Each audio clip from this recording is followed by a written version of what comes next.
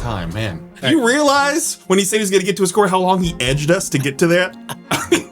But if we take the length of his justification for that score, you could have built the backstory for Galactus.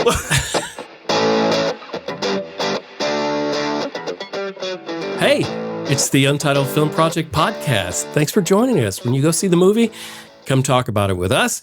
Today, it's the Fantastic Four, First Steps. Superhero family of Reed Richards, Sue Storm, and the rest are in a retro futuristic world, being family, having fun, saving the planet. But wait, a threat comes that could be their ultimate match. I herald his beginning.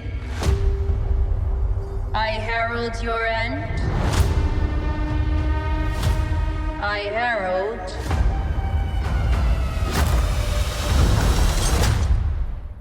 Galactus. In every episode, we ask the big question. The big question this week is we've lost a lot of legends recently, right? I mean, obviously, legendary wrestler Hulk Hogan passed away recently. Legendary rock icon Ozzy Osbourne passed away recently. Malcolm Jamal Warner of the legendary sitcom Cosby Show passed away recently. Unfortunately, that was a shock. That was not good. That was awful. And that got us thinking, okay? Of any actor ever who is now passed, who would you like to see do just one more project? You can take that any way you want to take it, and we'll explain later on in the show. All right, let's get first takes on the Fantastic Four First Steps. Let's go with our first take from Justin Bradford. You know, we are pretty spoiled here recently to have two really good superhero movies. Like, that doesn't happen anymore. It doesn't happen where you have two superhero movies where you can exit, and whether you loved it or you're just, hey, that was fun, you don't have that anymore. Typically, it's like, oh, why'd they even make that? That's what we've had recently, or for years. That was mid, or this did not need to be made. But we have two superhero movies in a span of just a couple weeks that make me feel really good. And that is, oh, I can't believe that. Now, granted, I don't think there are as many negative feelings going into Fantastic Four. I think we all had a feeling this was going to at least be better than average. I had some negatives. I'm sure, but better than, I think most people were not going in with a negative feeling, as they were more scared about Superman. Not like Superman, for sure. Like, people were just like, I don't know, because of the DC issues that have happened in the past. We were pleasantly surprised overall with that. Whereas Fantastic Four, given the cast, the feel of it, what they're going for, I think overall people are feeling a little more positive going in. Marvel's equity.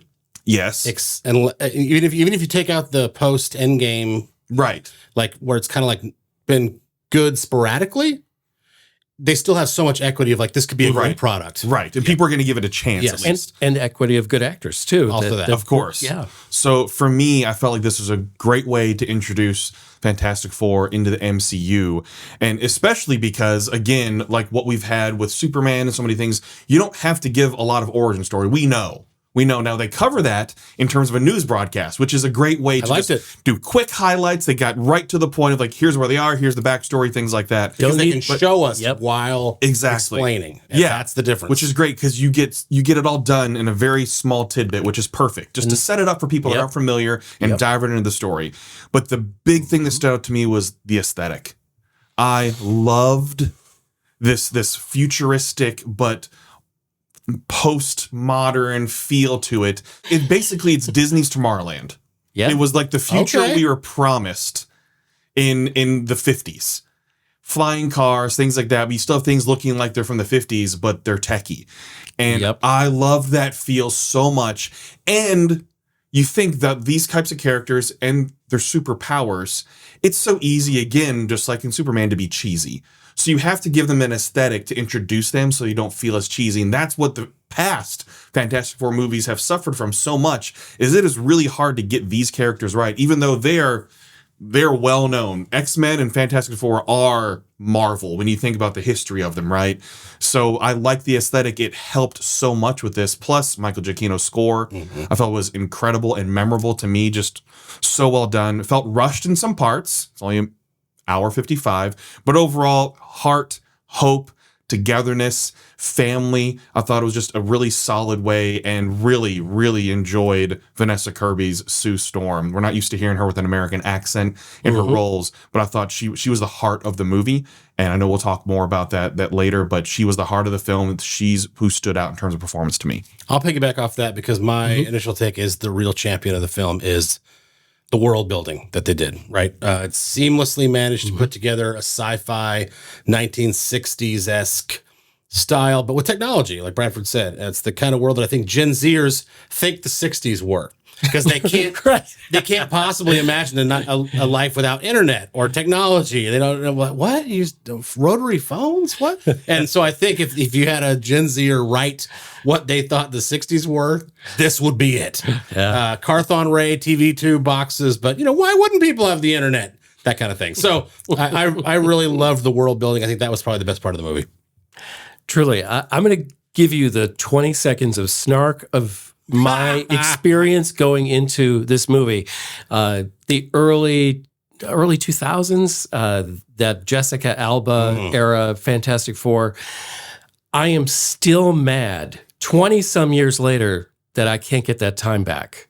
I was renaming the movie in my head. I was so bored at that film. I'm like, they should call this the Fantastic Four. This is the Blandtastic Four. They were so bad. And then the 2007, not good. So, but Jim, the 2015 one almost killed Michael B. Jordan's career. It was Fantastic Four stick. That's if you remember the look. Oh, wow. It was that bad. So, those other ones were bad, but at least I think there were some enjoyable aspects for people that wanted those. It nearly the 2015 destroyed one, was some awful. Great acting careers. Luckily, he had Creed. Yeah, thank you. So, not that I wanted to hate this movie, but my expectations were like, you do anything, I'll be happy. And I also love that. Hats off to the production design on this movie and that style that they created, borrowed, and just nailed. This has a real life Incredibles movie vibe to it, and I was here for it. And with that too, the director Matt Shakman, do you know what he also directed? Yeah. WandaVision. So you think in terms of period pieces? Yes. Period styling, period design. I was reminded of that brief period of time that we saw peak Disney Plus programming, like WandaVision, Loki, and those. I mean, there was definitely echoes of that. And bring it on. Let's go deeper into the Fantastic Four. I really like the introduction of Galactus. I mean, he was a scary villain overall with impending doom. All of a sudden, it's like, yeah, this dude could really destroy things, especially when they started playing the different audio files from other worlds that he has destroyed. Like, they built him up that he was a destroyer of worlds. And that's what I liked about it, is that we finally got Galactus. And it's hard because, again, when I say cheesy, it's really easy to make a character like that cheesy with the way he's designed, things like that. But no, they made him godlike to where you cannot defeat him. You have to figure out a different way. You can't just punch your way out of it. I'll like that. Counter by saying that I thought Galactus, I totally agree with you. When they went to see Galactus, they got the scope of how, it was just like, whoa, this is a menacing villain. And then he got to Earth.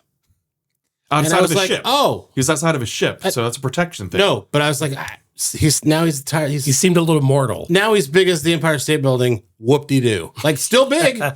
He's destroying buildings and whoop-de-doo. Well, no. Do you know how thin the city streets of New York are? And he's just able to walk right through them, no problem. This is also New York 828. Maybe they're a little wider. That's okay. That's very true. Which I do appreciate but quick tangent. I did appreciate that right out the outset of what world it was. Yes. And did you see why it's Earth 828? No, you guys are deep into the weeds here. So, explain. That's Jack Kirby's birthday, 8/28. That's very nice. That's a nice honor. I know they show up in 616, which is our Earth, because we saw that at the Thunderbolts. That's like those little things. Yeah, which is awesome. And now I'm like, oh, how did they get to this? Like, I want to know about this. Oh yeah, those little things make nerds need a mop. Yeah, you're right. Yeah. But my wet cleanup aisle 4. One of my biggest takeaways was the villain was so awesome, but it's supposed to get more menacing towards the climax. Not, oh, he's just this guy now. Like, he's obviously not just the guy. But I mean, like, that's how big he was before. Sure. In the early scenes, it was like, whoa. And then he was like, oh, okay. Well, okay, so in addition to that, though, he also had a sidekick with Silver Surfer. Yeah, which was menacing in a different way because she was almost indestructible. Yeah, she's agile. So it just added to that a little bit, too. And then you knew there was going to be some sort of turn. Well, of course. Because that's just how it's going to go. Right. But I feel like it was menacing enough, and it wasn't a laughable villain that we've had in so many different superhero movies. Yeah, and for years, so many people were telling me Silver Surfer is a great character. And I'm like, is it? This movie showed me, yes, it is a great character. So I get it now because they did Silver Surfer so well. Let's talk about some of the actors in this movie. Vanessa Kirby, I think, is not a household name for a lot of America, but she should be. She's a great actor. And I felt an entire theater go, this is mom energy at its best. It's the whole, like, you'd be able to lift a car to save your child. Yeah. Where she's like, you're not taking my baby. Big mama energy. Yeah. Yeah. I mean, and don't get between me and my cubs. And it was fierce. Pedro Pascal, I've seen him in too many things lately. I think a lot of people are thinking that. Yes. This quarter. Yeah. But he was the right guy to play this role. Joseph Quinn, charming and funny AF. And, Ebon Moss-Bachrach, perfect choice for the thing. They casted really well. That's a good takeaway for me, actually, because that's another character, probably the easiest one of all of them to screw up. Because if you get the animation wrong, or if he looks like some big dumb dork, or if you make him naked, like in 2015. Yes, there's all kinds of pitfalls that are easy to do. Totally. And within 3 or 4 scenes, my brain had jumped. Okay, this is a rock guy. Yeah. It was no longer I can see that that's not right. And then everything lands better when you're in that suspension of disbelief. When you have buy-in, it changes everything, especially in the superhero movie. And the thing did that. And what I like about what they did with him, too, is they didn't make him have to be going through so much stuff in regular life. Like in other iterations where it's like going with his wife on a divorce and I want to spend time with him. They didn't have to. Right. But they recognized they didn't have to. Right. They played it out like where he made the joke on the vintage screen, like, best looking guy, you mean? And then they go to him and he's obviously this rock guy who does not have that anymore. That's all you needed. So funny. When you find out the thing is her OBGYN to deliver the baby. One of my favorite moments in movies this summer. Loved it. Really? So funny. Wow. That and trying to get a car seat properly attached. Awesome. A couple of my favorite scenes this summer, like, okay, he is the smartest man to ever live, and he's struggling with a car seat. All 3 of them. And they're all struggling.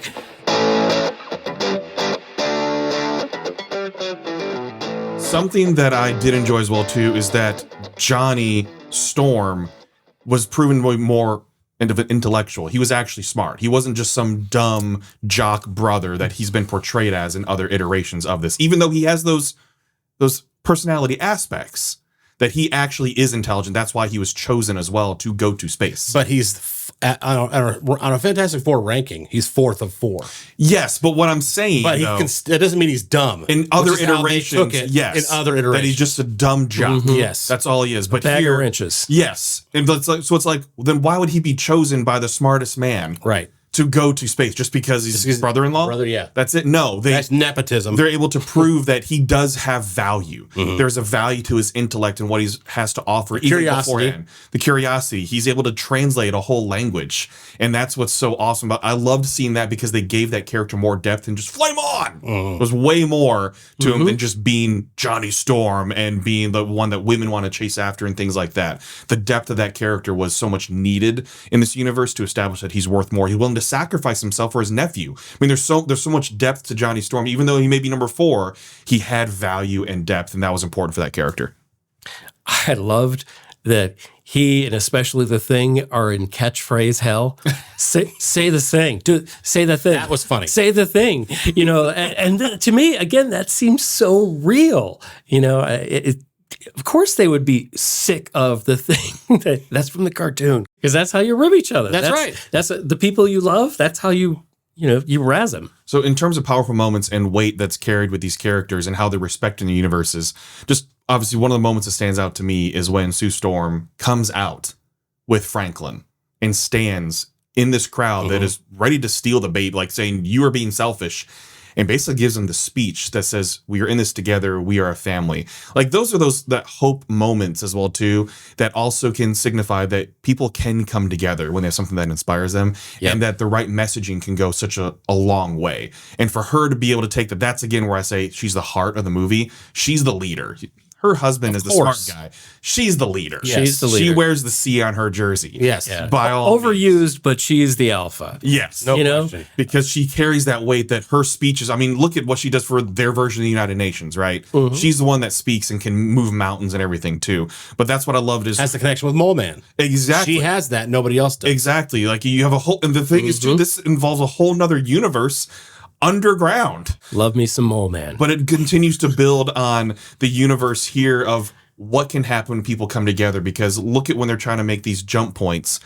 You bring the whole world together. What the only other time we've seen that is Independence Day, where the whole world actually comes together. It's like, we need all these materials, we need all these supplies, we're going to coordinate and everything, and they get it done in a matter of days is what it takes. So that's cool to see. It's far-fetched, but superhero movies are supposed to be far-fetched to make you feel in some sort of way, and I feel like they really did accomplish it with that. I had a problem with Galactus for one other reason. They didn't really, unless I missed it now, which is this is an open forum, so if I missed it, I'm all about it. But they didn't explain. He didn't never explain why Franklin was the key, which I think is supposed to be the carrot that carries this story forward. That's fine, but they also didn't explain why he is the way he is.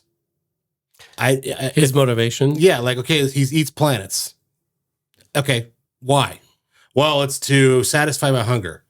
Why? Like basically, like why is he cursed? Like we know Thanos. He's cursed. Yes, we know Thanos. We know his reasoning, right? We know Killmonger. We know his reasoning. We know you can go all the way down to frickin' Ant-Man and the main villain in that one. You know their reasoning, like Ghost in the first Ant-Man. Like she's desperate to get her life back and not like we know all that. But with Galactus, just kind of like, there's this big guy over here and he eats planets and we're going to say that you need to do that. And he's like, I just have a hunger. So I need to know why that is. And I feel like either I missed it or it's coming later, but I'm like, that seems to be a big part of this movie. It is, and maybe you can consider a plot hole, and I don't want to say that you should know the lore because I don't, but it's one of those things they have to assume. Right, they have to assume that people the don't. audience does not know. But it also could be something too that whether it's going to be explained later or not, that maybe it's just inherent because he's a cosmic being. Maybe that's so. just the way he is. Maybe Papa's got to eat. You can take it that way because he kind of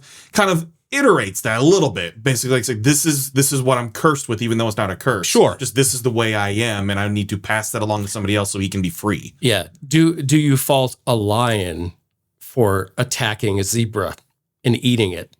It's just the way he is. So maybe I didn't see anything beyond that. I didn't see an explanation you missed, but I was okay with it. Time to score the Fantastic Four, and let's start with Jeremy Gover. The Fantastic Four is really into branding, which as somebody who is a marketing for a living, I can respect that, but it's a lot in this, right? Like to the point where it's almost goofy. Okay. It's supposed to be. That'd be like me putting an Untitled logo on my car, on my belt buckle, on my glassware, on my hockey skates, on my living room rug at the house. They're trying to explore space and save the world, not trying to be the industry-leading laundry detergent. I don't know why we need Fantastic Four on the buggy and I just don't understand. The belt buckles, literally, I don't know why. That's the world they've built. Just deal with it. I understand. I'm not taking any points off. It's on the baby carrier, too. That's my point. That's actually what made me write the note, actually, was the baby carrier. I was like, really? It made me laugh. It's not. No, I know. I really hope the comment section just comes after you with that one. I'm not taking any points off for that. It's just an observation. It doesn't matter if you're taking points. You're still saying it, and what you're saying is dumb. It's ridiculous. Okay. No points on for this. The CGI when Mr. Fantastic was stretching, not the best, and I think that hurt all their movies, older movies also, because the CGI was not there. Feels like that's going to be hard too to pull off. And it's going to be for sure stretchy guys. I'm certainly not saying it was easy. Right. I'm just saying that like I'm glad they only did it a few times because it was like okay, every time it was noticeable that it was not good. Okay, Galactus lost a lot of power for me, like we talked about, because he was menacing before, and then he gets to Earth and he's like okay. Which I thought was weird. I really thought he was gonna like flick the torch off the Statue of Liberty when he turned and looked. I was like, that would have been funny. Is he gonna do that? What's he doing? Bing. Yeah. He was tempted. The Thing was done surprisingly well. After a few scenes, like I said, I believed completely, hook, line, and sinker, that he was a real rock man that was watching. That was really awesome. Overall, I thought this was all right. Above average for sure, but Thunderbolts is a far better and far more fun superhero movie for me. I struggled to score this one, you guys. So I went back and I looked at all the movies I've seen in 2025, and it's right in that pocket of Death of a Unicorn, Mickey 17, Queen of the Ring, and Back in Action. It's probably a little bit better than those, but it's still in that kind of realm. And I very much enjoyed it while I was watching it. I cannot wait to go back as a Marvel superfan with my son and all that. But I really think, if it's not a Marvel movie in 2027, if you asked me, you see the Fantastic Four, I'd be like, did I see that? But again, it's a Marvel movie, so I'm not going to do that. But I'm saying that it's that kind of resonance. You're thinking about changing your score right now, aren't you? Yes, I am. I can feel it. I'm gonna go somewhere between a 6.5 and a 7.0. About time, man. So let's go 6.75 because all the other movies that I just listed were 6.5s on my list. Okay, so but I don't think it's quite as good as 7. Okay, right. You realize when he said he's going to get to a score, how long he edged us to get to that? I was talking about my score. Jim nailed it. I was still deciding what it was going to be. I'm going to go 6.75. 6.75. Yeah. Can we do that? He just did.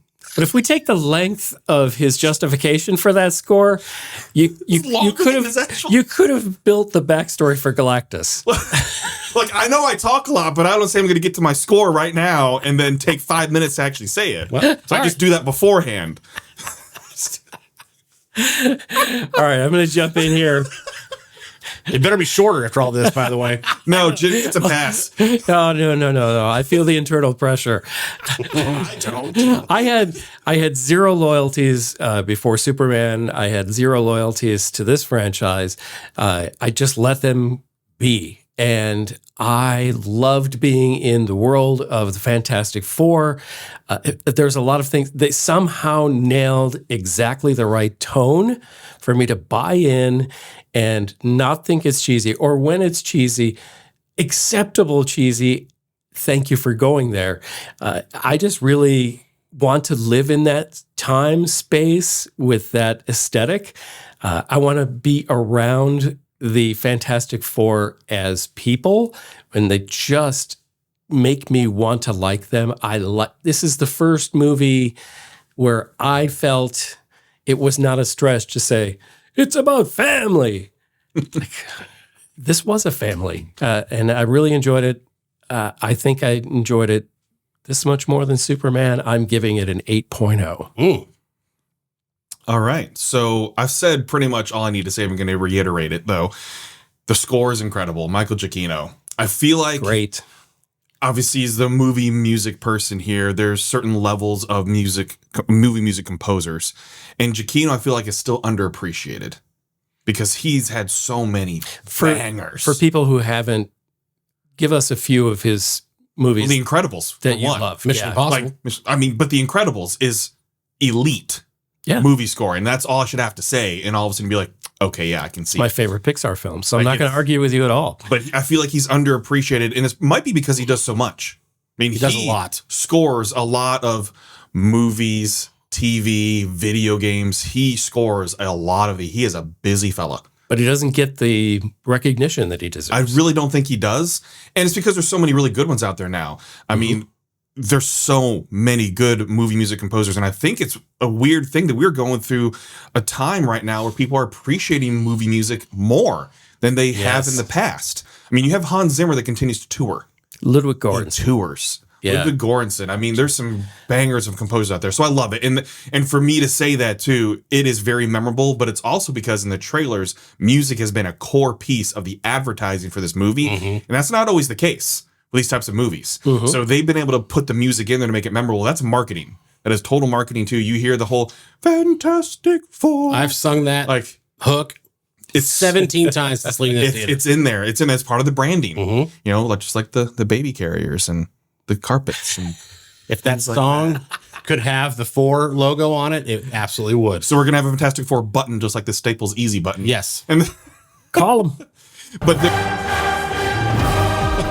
But I really, really, really enjoyed the aesthetic of the movie. And when I think about it, I just can't wait to experience it again. It makes me want to dive deeper into that world, which then also makes me sad because they're going to probably leave that world soon because they have to. Yep. And I'm like, ugh. But casting was done really well. I know people were questioning it. I know we're getting a lot of Pedro Pascal. But in this, he proved he could play the smart man. It's not like he's bad. Well. He's not bad at all. No. We're just getting a lot. I mean, look, he has multiple movies out right now. Yes. This year, go ahead. Many. I'll come back to that. Yes. I'll count. But Pedro Pascal is really, really good. And just the vibes that he gives off to is a good human being. And I want to see good human beings continue to make good movies and continue to be celebrated. And he is that.